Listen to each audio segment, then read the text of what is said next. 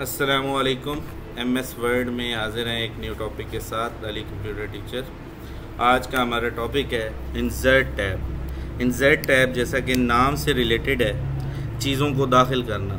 MS word की sheet पे अगर हम काम कर रहे हैं और हमने कोई तस्वीर बनानी है, कोई पिक्चर लगानी है, शेप बनानी है, कोई भी जैसे कि मेरे इस टाइम वॉलपेपर पर पिक्चर लगी हुई हैं, एक्सेल की, वर्ड की, यूट्यूब की, व्हाट्सएप की, कंप्यूटर की, ये जितनी भी तस्वीरें इंसर्ट के हवाले से टॉपिक है। शेप्स को इंसर्ट करना, टेक्स्ट को इंसर्ट करना, शेप्स, लिंक, टेबल, ये तमाम चीज़ें हम इंसर्ट टैब में सीखेंगे।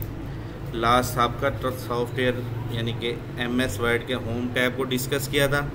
होम टैब में हम लिखने के हवाले से, कंपोजिंग के हवाले से काम करते हैं और इंसर्ट में हम पॉइंट्स को इंसर्ट करते हैं। तो आज हम सबसे पहले टेबल इंसर्ट करने के हवाले से सीखेंगे कि टेबल अगर हमने MS वर्ड की शीट पे लेना हो तो किस तरीके से लिया जाता है।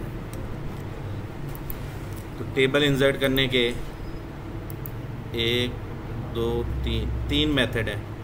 एक है बाय डिफ़ॉल्ट मेथड, एक है इंसर्ट टेबल मेथड तादाद के मुताबिक, और थर्ड मेथड है ड्रा टेबल पेंसिल की मदद से मेथड। तीनों की हम 3 मुख्तलिफ वीडियोस बनाएंगे ताकि इस टॉपिक को क्लियरली, डीपली आपको समझा सकें।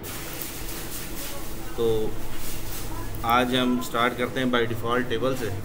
बाय डिफ़ॉल्ट टेबल कहते हैं अगर हमने थोड़ी तादाद में टेबल इंसर्ट करना हो, मतलब कि 3 कॉलम चाहिए और 6 रोज़ चाहिए। कॉलम कहते हैं ऐसे लंबाई के रूप, ये कॉलम है, ये 1 कॉलम, ये 2 कॉलम, ये 3, ये 4, ये 5, ये 6, और रोज़ कहते हैं ये रो है, ये 1 रो, ये 2, ये 3, ये 4।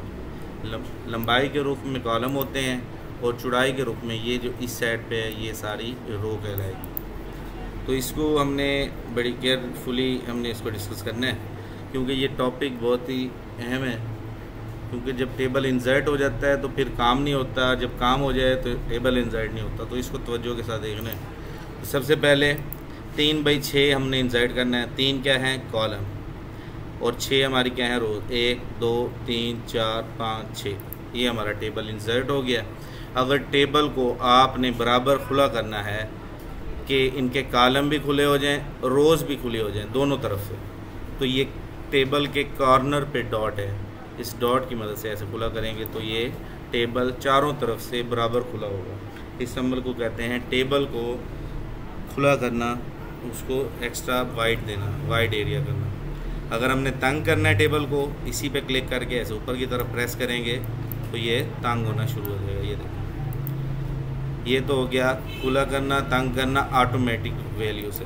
और अगर कस्टम वैल्यू से करना हो, अगर हम चाहते हैं कि हमारी कुछ कॉलम या कुछ रोज़ तंग हो जाएं या खुली हो जाएं, तो उसको करने का क्या तरीका है? अगर हमने कॉलम तंग करना है, कॉलम के करीब जाएंगे ऐसे, ये जब ऐसा एरो आएगा, ये बहुत सारे एरो आएंगे मुख्तलिफ टाइप के, ऐसा है, ऐसा है, ऐसा है, तो आपने कॉलम के करीब जाना है। ये जब एरो आएगा, इस एरो को ऐसे क्लिक करें और इधर करेंगे तो ये पहला कॉलम तंग हो गया, दूसरा कॉलम खुला, तीसरा फिर तंग। ठीक है, अगर इसको भी आपने तंग करना है तो ये तंग, और खुला करना है तो ये खुला। तो यानी कि इसके कर्सर को पिक करना बहुत अहम पॉइंट है, ये इतनी आसानी से नहीं मिलता। नेक्स्ट टॉपिक है हमारा रो बाई रो खुला करना। किस चीज़ को?